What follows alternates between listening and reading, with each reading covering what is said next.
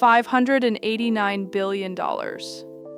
That is what Wall Street lost on the day DeepSeek arrived. One company, one trading day. January 27th, 2025, the largest single-day loss in the history of the American stock market. The trigger wasn't a war or a recall or a scandal. It was a file, a free file, published on the internet by a lab most investors could not have named a week earlier. Here's what nobody tells you about that week.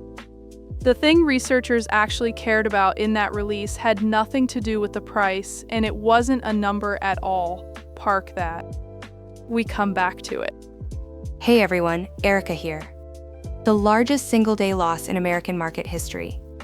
Take the record seriously and then set it down, because a stock chart isn't an explanation. It's a room full of people repricing a story they heard on a Sunday. Last episode, we ran a model on our own machine and asked what open weights buy you. Today, the release that made the whole market ask the same question. I'm Nova. The trigger was a free file from a lab almost nobody had heard of. Think of it like a paper landing in a journal nobody subscribes to. By Monday, it's the front page. The lab is DeepSeek. The file was a set of model weights published under a license that let anyone download it and build on it. Leo here, then the number showed up, $6 million. Every headline ran it. The trend says nobody reads past a headline, so that figure is now the whole story. Most misread number in modern computing. Which is why the stock chart is the least interesting page in this file. The durable story is the engineering. How a small team got frontier-shaped results out of restricted hardware, what the money actually bought, and which claims about them hold up when you read the record instead of the headline. That's what we're doing today, and I mean. The market part takes about 4 minutes, and then it's over. Wait. Everyone asks the same blunt one first. Did DeepSeek really build a top AI for $6 million, or is that number fake? Neither. It's a real number that measures a small thing, wearing a headline that implies a large thing. And the difference between those two sentences is the whole episode. Leo, you've read the paper. Is 6 million the wrong number? It isn't wrong, it's just not a bill. One cell in a 4-line table almost nobody opens. And the line printed directly underneath it is the one that matters.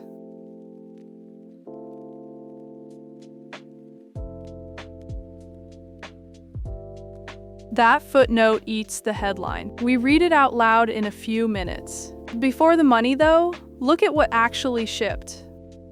January 20th, 2025. A model called R1. What made it land wasn't that it existed. It was the license. The weights went out under the MIT license, which is about as permissive as software licensing gets. Anybody could download the file and run it on their own hardware, modify it. Build a commercial product on top of it. No permission, no contract, no phone call. Download it, run it, change it, sell what you build. Same principle as an open recipe. Once the recipe is out, the restaurant loses control of who cooks it, and the restaurant never gets to unprint it. Make it a person. Priya, a second-year grad student with one rented graphics card. $40-something of credit to her name. What does she actually get on day one? A weekend. She gets a weekend. She pulls the smaller distilled version onto her one card, and by Sunday she has a reasoning model doing her homework for free without asking a company's permission. That's the part that reorganized a lot of research plans that month. And she can read what it's thinking. That's the bit. It printed its reasoning. Ask it a hard question and it wrote out its working before the answer. A wall of text where it argued with itself. Tried a route, backed out, tried another. Researchers had spent a year staring at closed models that hid that step. Now it was just there, legible. And then the public showed up. #1 free app in the United States and in 51 other countries. Not a research download. A phone app, top of the chart, over a weekend. The chat just pushed up the exact question I was about to dodge, so let's take it. Because within a day, a very famous label got stuck on all of this. Was this really AI's Sputnik moment, or just a very good week for a marketing line? On January 26th, the investor Mark Andreessen posted 5 words. DeepSeek R1 is AI's Sputnik moment. That's a comparison to 1957, when a metal sphere the size of a beach ball went over America once every 90 minutes, and the country reorganized its entire science budget around the noise it made. Here's the honest part. Sputnik was a measurement. Something was in orbit or it wasn't. This was a label, one commentator's frame, posted on a Sunday, then repeated until it sounded like a finding. Sputnik beeped. This one Trended. Cheapest satellite ever launched. trended exactly. The market didn't reprice on a measurement. It repriced on a frame. So we spend the rest of this doing the boring thing and check the frame against the record. One sentence, $500 billion. River, I've been trying to be that economical for 3 years, and you did it while I was still inhaling. Right tool, right job. So, what was actually in the machine? Let me pause for just a second because this genuinely helps. If you are getting value here, hit that like button, then subscribe and ring the bell. It costs you nothing, and it is the single biggest thing that keeps these videos coming.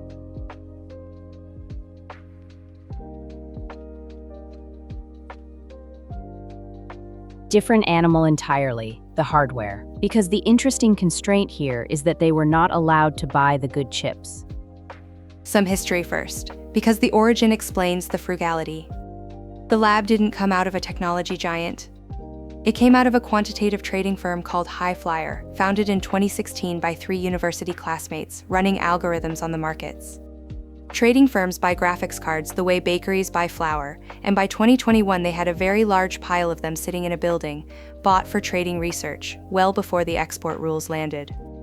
DeepSeek was announced as a separate research body out of that same firm in April 2023. So the GPUs came first and the AI lab came second. That is a strange sentence, and it happens to be accurate. Everybody wants the sanctions to be the story. I'd put real money on them being a footnote.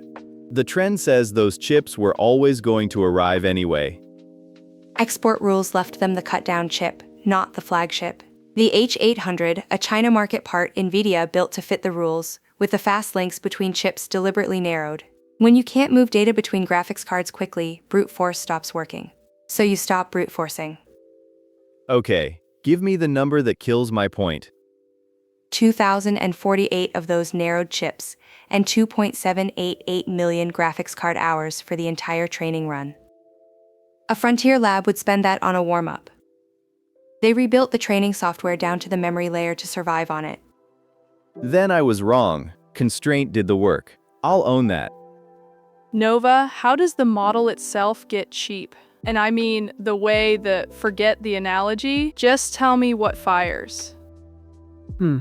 Okay, 2 ways to answer that, and only one of them is honest. Which model do you mean, though? The one people chat with, or the base underneath it? 2 different answers. The base underneath, that's where the money went.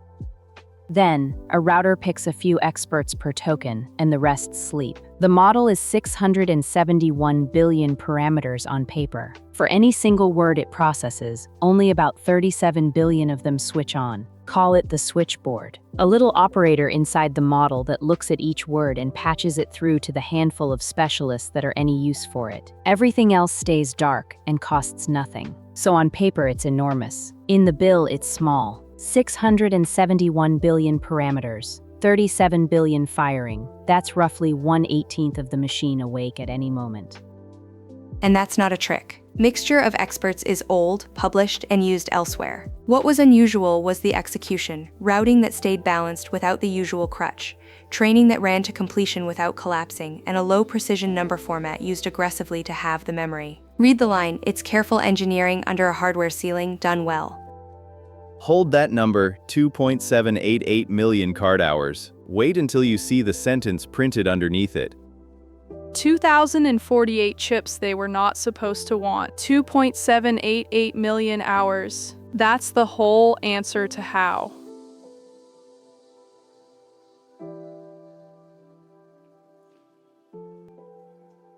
$2.788 million hours. And here's what it bought. And it's not the thing the market bought. Remember the Loop River parked at the top? The thing researchers actually cared about that wasn't a number? This is it. R1 shows its reasoning. You can read every step.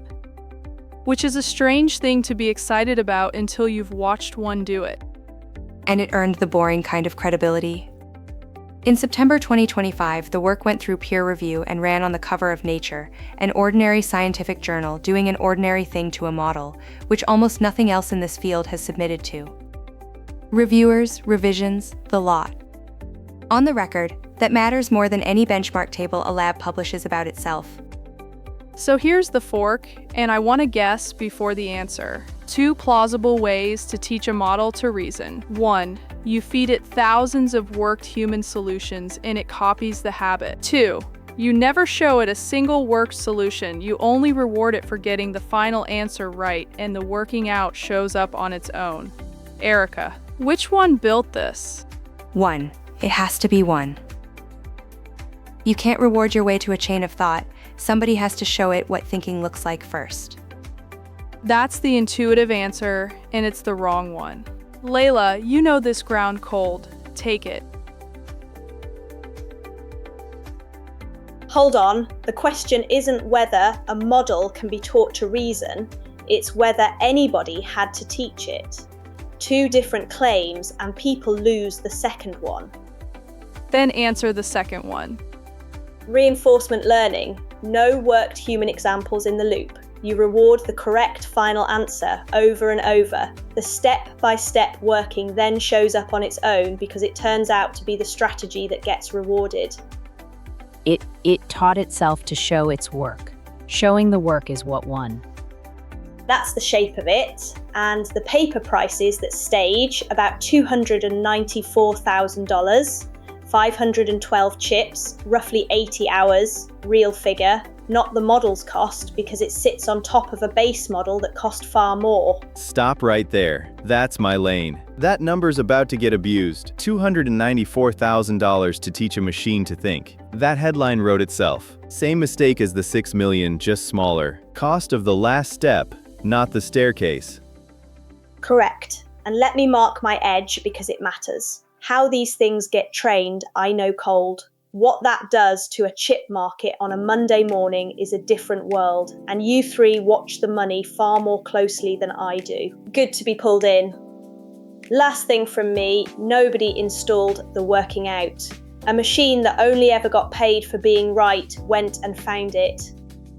Thank you, Layla. That pays the promise I parked at the top. The thing researchers cared about was never the price. It was that you could read the thinking and that nobody handed it a script. One catch, though. Reasoning out loud is exactly what makes a model easy to copy, and that's the door the next accusation walks through. Pause right here and go read one of those reasoning traces yourself. 10 minutes, any open reasoning model. I'll wait. Because once you have watched a machine talk itself out of a wrong answer, none of the rest of this sounds abstract. Now the money, because everything so far is what they built. The next stretch is where almost everyone reading a headline gets it wrong, and it costs them the whole argument.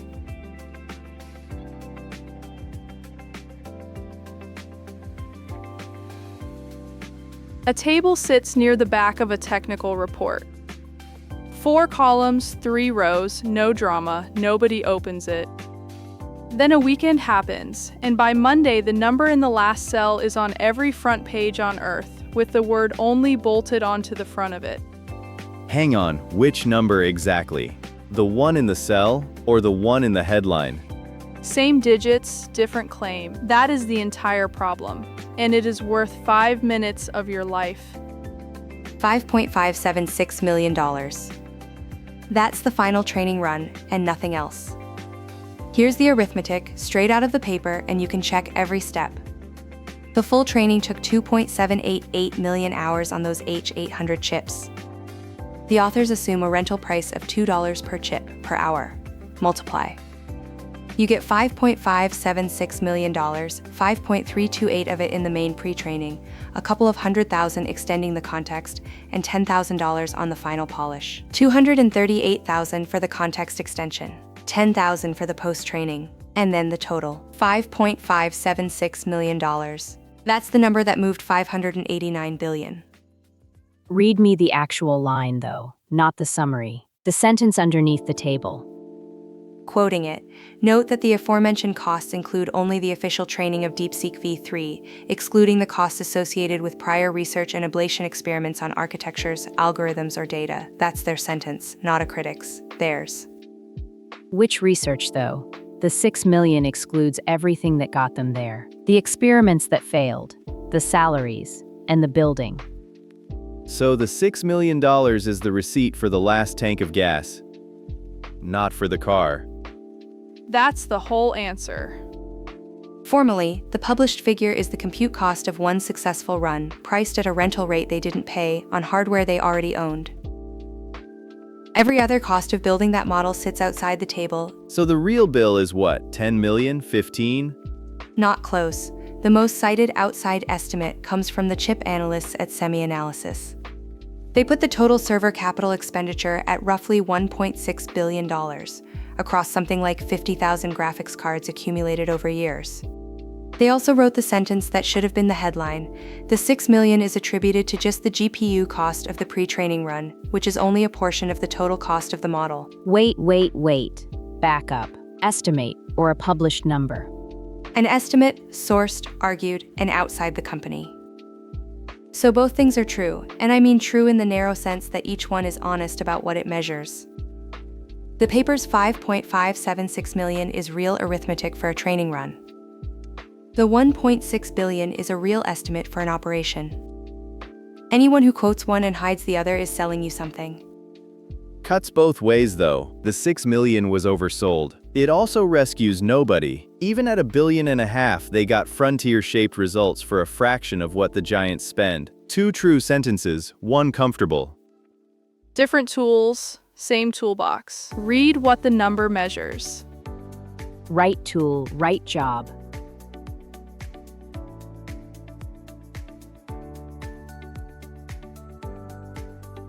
Okay, the accusation. Because within about 72 hours of that Monday, the story stopped being about engineering and started being about theft. And we do this one like a courtroom. Report the accusation, report the evidence, report the response. We convict nobody in this room. Distillation is the word, so define it first. You take a big, capable model. You ask it an enormous number of questions and keep every answer. Then you train a smaller model on those answers. The small one inherits the big one's habits without paying to discover them. It's a standard technique, it's in textbooks. It's also, on someone else's model, usually a breach of that model's terms of service. Hold on. Copying the answers or copying the model? Which one? The answers. Nobody claims a file was stolen. The claim is that DeepSeek systematically pulled outputs from American models and trained on them. And the strongest public version of that claim is dated February 12, 2026, when OpenAI put a memo in front of the House Select Committee on China. Number 1 in 52 countries, and now a memo to Congress. Read what the memo actually says, not what the coverage said it says. Quoting, DeepSeek's next model should be understood in the context of its ongoing efforts to free ride on the capabilities developed by OpenAI and other U.S. frontier labs. They also describe what they say they observed. Accounts they associate with DeepSeek staff building ways around their access restrictions, routing through third parties, pulling outputs programmatically. That's a serious, specific, publicly made allegation, and I am not going to soften it. Now the other column, what isn't there? No lawsuit, no published technical proof. The evidence described is OpenAI's own internal detection, not something an outside party has been able to examine. No court has tested any of it. The matter sits at the congressional inquiry stage, which is a place where claims get made, not... So this has been grinding through a courtroom for a year and nobody apport. No court, Congress. Nobody has filed anything. Fine, Congress, not a courtroom, which is arguably worse, because you can't cross-examine a memo. Correct, and we could find no public reply from DeepSeek to that memo. I won't read anything into that either way, and absence isn't a confession and it isn't a denial. It's silence, and I won't pretend to read it. So the honest verdict is the uncomfortable one. Unresolved. One analyst covering the dispute made the point that the newer entrants across this whole field are, in his words, going through the same routes of distillation and optimization. Which isn't a defense of anybody. It's a warning. If this is a crime, the industry is a crime scene. Now the part that makes everyone uncomfortable. Say it, Nova. R1's own license expressly permits distilling R1. Same principle, pointed the other way. The MIT terms they published say anyone may take R1's outputs and train on them. Whatever you think happened upstream, they left their own door open on the way out. Seen it twice now in open source history. The thing you give away is the thing you can't be robbed of. Detour, sorry. Every science fiction paperback on my shelf with a cracked spine runs the same plot. Somebody builds the impossible thing, and the argument afterwards is never about the thing. And the ship always lands anyway. Anyway, the live fact is still 2.788 million card hours and an open license. Say it with me. Nobody has moved that number. Still not the car, either. And while the memo was being filed, the switchboard kept shipping, to borrow Nova's word. This is the model page today, same lab, same permissive license. The current model family, weights sitting there for anybody to pull, and over 1 million downloads in the last month alone. Whatever the argument is about, it's not about whether the file exists.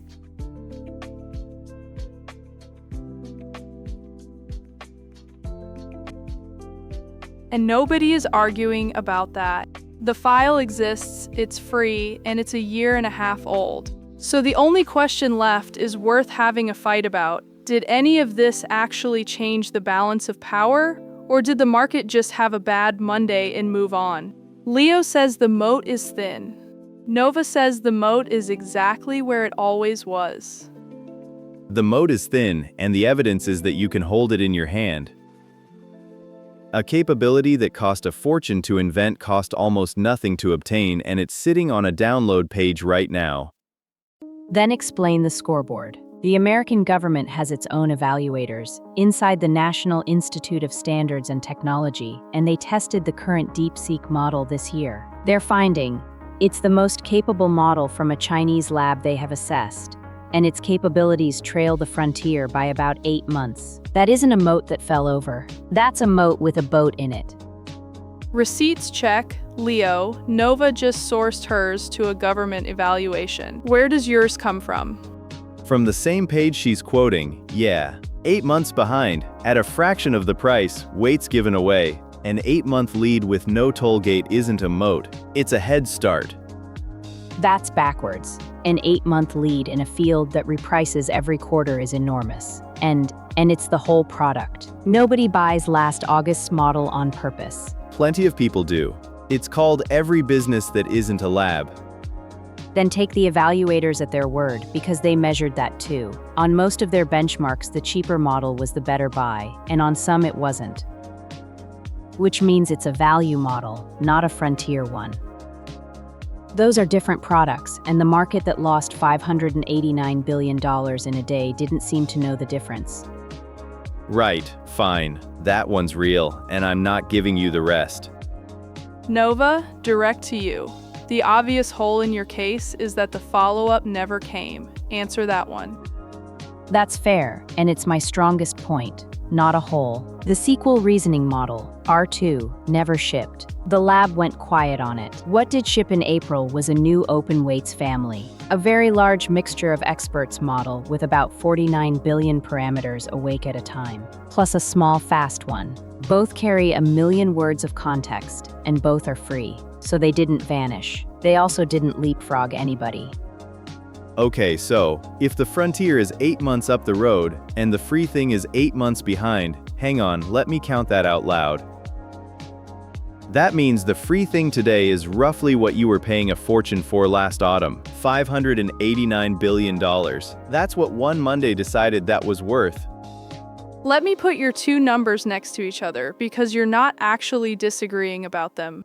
Leo's number is what a capable model costs to obtain. Nova's number is how far behind it is. The gap between those two is what this argument is really about. Which is a genuinely bureaucratic tragedy, a whole panic, and nobody read the footnote. Whole fight, one sentence. The moment those weights went public, the question stopped being who can build it and turned into who's allowed to have it. Then my honest verdict, And it starts by throwing the question out. Nobody in this room can tell you who is winning an AI race, and anybody who does is guessing. The question that actually has an answer is this one. What does it cost to build frontier capability versus what does it cost to copy it? On that, the record is clear. Building is still brutally expensive. The government's own evaluators put the copy about 8 months behind the thing it's chasing. But copying got cheap enough that the copy is free, permanent, and impossible to recall. So who is each path for? If you need the best answer money can buy, you're still renting from the frontier, and those 8 months are real.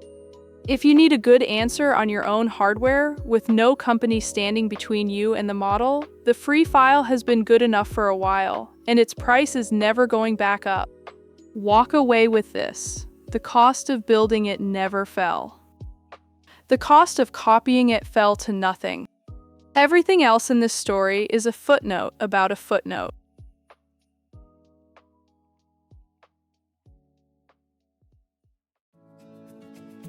Give me the sentence you'd repeat at dinner. Half a line each. That a number can be completely honest and completely misleading at the same time, depending on what you think it counts. That the free file never goes back in the box. That's the episode. $5.576 million for one training run. Roughly $1.6 billion for the operation around it. About 8 months behind the frontier. And free. All 3 of those are true, and you now know exactly what each one measures. What you can do with that tonight is small and permanent. Next time a headline hands you a startling figure, go find the footnote under it.